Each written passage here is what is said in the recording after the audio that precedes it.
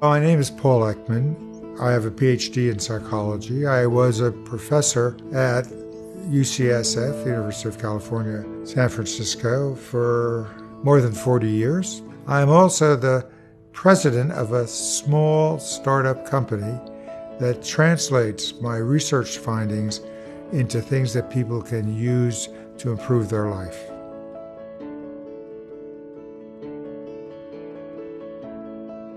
When I was 14, my mother committed suicide, and I knew she was going to do it. And neither I nor any professionals knew how to help people with severe depression at that time. And I made the very explicit decision that I would devote my life to developing the kind of knowledge that would be of help to people like that. And so some years later, when I was 26, I got my first grant to do research on depressed patients.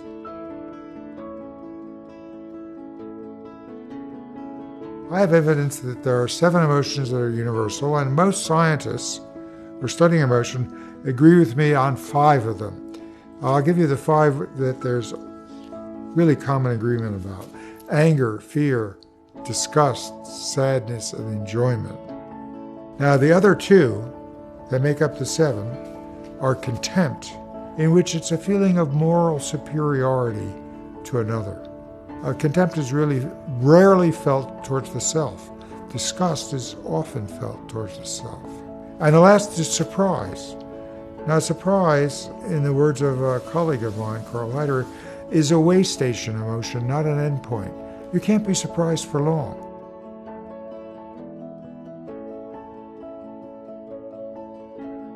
There are 2 critical things, the easy one and the hard one, that can improve your success in dealing with other people and in having some pride in how you behave yourself. The easy one is being able to identify how the other person feels.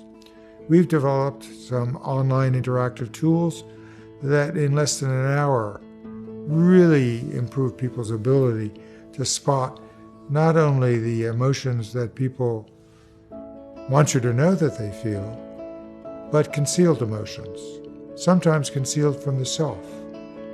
Now, my old friend Irving Goffman would say that what I'm doing is teaching people how to steal information. When you spot an emotion when I spot an emotion that you're trying to conceal, I'm taking something from you, so how I deal with it has to be considered.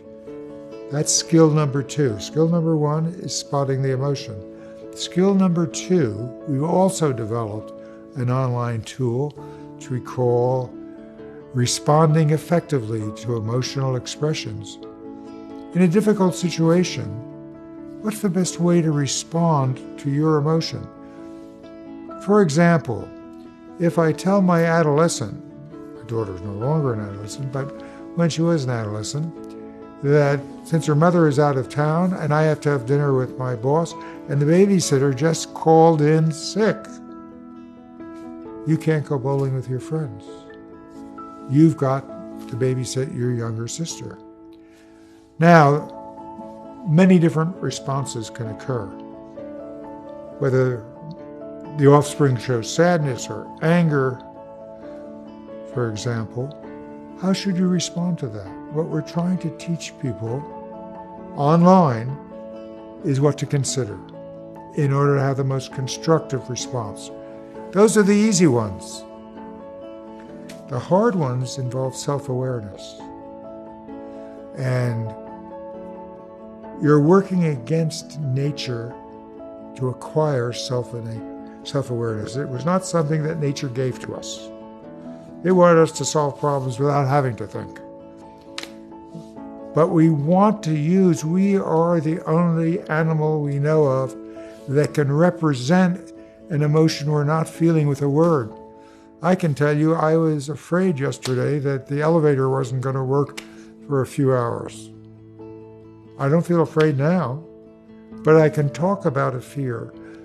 In the past, I can consider what I'm going to do the next time I get angry when I get frustrated, so that I don't act unskillfully, so I don't act in a way that blocks further cooperation. So the ability to use words to think about our emotions, to bring our intelligence to bear, enormous capability that is often unused.